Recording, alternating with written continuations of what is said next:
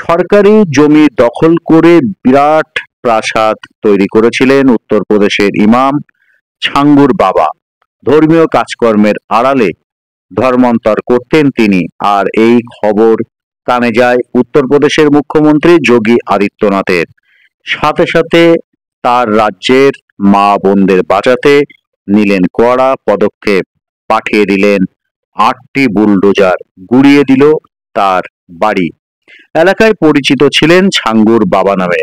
বিশাল তার বাড়ি, ২ বিঘা জমির উপরে দাঁড়িয়ে আস্তানা। সেই বিশাল এলাকা ঘিরে ধরল যোগী সরকারের ৮টি বুলডোজার। উত্তরপ্রদেশের বলরামপুর জেলার মাতপুর গ্রামের সেই বিশাল প্রাসাদ ভেঙে দিল যোগী আদিত্যনাথের পুলিশ। অভিযোগ, ধর্মীয় কাজকর্মের আড়ালে তিনি ধর্মান্তর করতেন।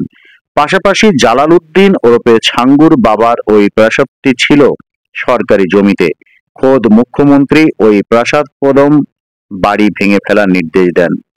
বেশ কিছুদিন ধরে এই ছাঙ্গুর বাবার বিরুদ্ধে একাধিক অভিযোগ আসছিল। অভিযোগ ছিল বিভিন্নভাবে প্রলোভন দেখিয়ে ছাঙ্গুর বাবা হিন্দুদের ধর্মান্তর করছিলেন।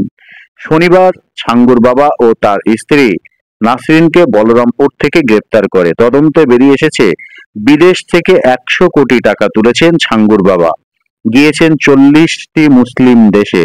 সেই টাকা ধর্মান্তরের কাজে ব্যবহার করা হয়েছে। বিলাসবহুল ঘর ও শোরুম কিনেছেন। তার আস্তানা থেকে একটি ডায়েরিও পাওয়া গিয়েছে। সেখানে ১০০ জনের নাম পাওয়া গিয়েছে যাদের তিনি ইতিমধ্যেই ধর্মান্তর করতেন। সোমবার ছাঙ্গুর বাবার বিরুদ্ধে ৩টি নোটিশ জারি করে পুলিশ। সেখানে বলা হয় ৭ দিনের মধ্যে তার বেআইনি কাঠামো সরিয়ে ফেলতে হবে। কিন্তু মঙ্গলবার তার বাড়ি ঘিরে ধরে ৮টি বুলডোজার। সম্পূর্ণ ভেঙে ফেলা হয় ছাঙ্গুর বাবার বাড়ি। এই বাড়ির দাম আনুমানিক ৩ কোটি টাকা। সরকারের দাবি, গ্রামসভার জমিতেই গড়ে উঠেছিল ছাঙ্গুর বাবার ওই আস্তানা। এই আস্তানা ভেঙে ফেলার পর সমাজ মাধ্যমে যোগী আদিত্যনাথ লেখেন, রাজ্যের মা বোনেদের সম্মান রক্ষায় বদ্ধপরিকর রাজ্য সরকার। প্রাথমিক তদন্তে উঠে এসেছে জালালউদ্দিনের কাজ শুধু অসামাজিক নয়, দেশ বিরোধীও। আইন শৃঙ্খলা রক্ষায় সরকারের কোনো আপোষ করবে না। অভিযুক্ত তার সাঙ্গপাঙ্গদের বিরুদ্ধে কড়া ব্যবস্থা নেওয়া হবে।